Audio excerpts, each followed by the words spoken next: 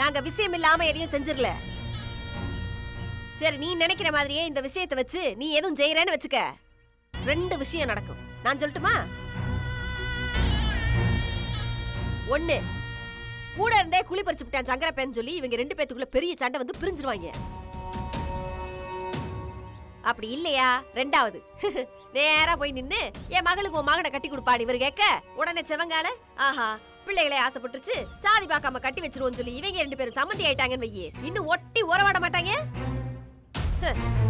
ஏற்கனவே மாமே மச்சான்னு சொல்லி கொஞ்சிக்கு திடுறாங்க, இதுல இன்னும் உருகுவாங்க. இவங்க ஒட்டி உறவாடினா கூட பரவாயில்ல, சாதிகளை கடந்த நவீன பெரியார் அப்படின்னு சொல்லி ஊர் மக்கள் 50 பேரும் சேர்ந்து செவங்காலைய தலையில தூக்கி வச்சு கொண்டாடுவாங்க. அப்ப நீ என்ன பண்ணுவ? காதலையும் மூக்குலையும் புகையை விட்டுக்கிட்டு உட்கார்ந்துருப்பியாக்க?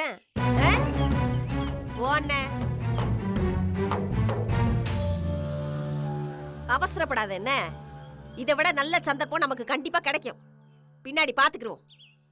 வாடா.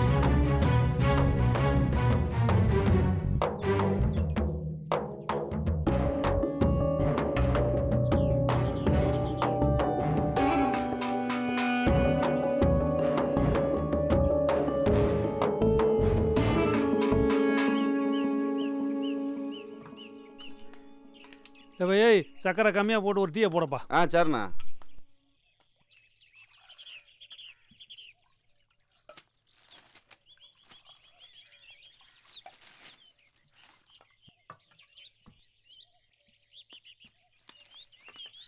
வாங்கண்ணே.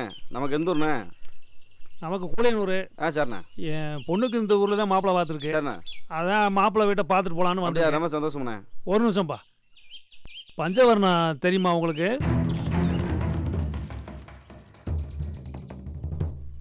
ஆமாம், நம்ம கரெக்டு விட்டு பஞ்சவர்ணம். அவங்க தம்பிக்கு தான் நம்ம பொண்ணை பேசியிருக்கு. அவங்க குடும்பம் எப்படி?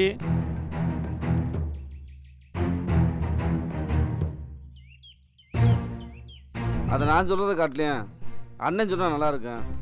அண்ணே பொன்ராசண்ணே, பஞ்சவர் தம்பிகளை பற்றி கேட்குறாருண்ணே, நீங்கள் சொன்னா நல்லா இருக்கேன், என்னன்னு போய் கேளுண்ணே.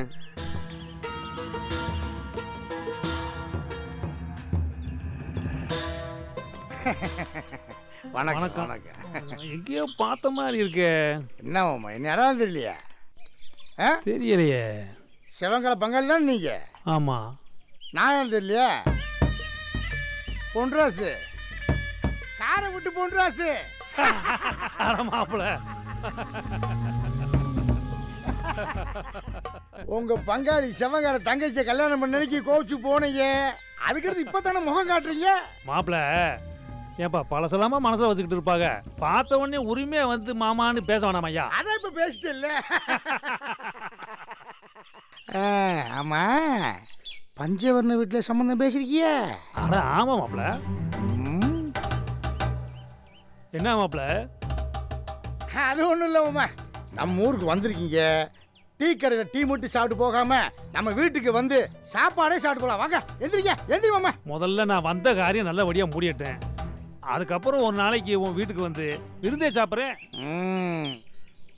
மாப்பிள்ள, முதல்ல என் பொண்ணுக்கு நான் பார்த்த மாப்பிள்ள நல்லவரா கெட்டவரான்னு சொல்லுங்க.